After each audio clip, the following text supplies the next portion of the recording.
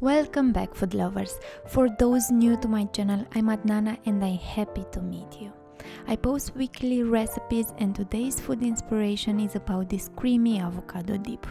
This recipe is very quick and delicious, and in case you want a cheese version, you can check out my nacho cheese sauce linked in my description.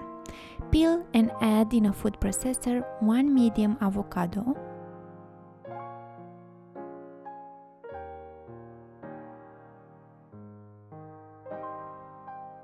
1 garlic clove, 60 grams of sour cream, season with salt as per your taste, 1 teaspoon lemon juice, 1/4 of Sriracha Hot Sauce, or you can skip this step in case you don't want a hot version, and pulse until all ingredients are creamy. This is it!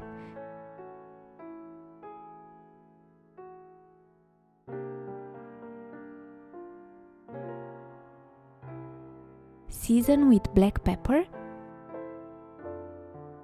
some chopped fresh parsley,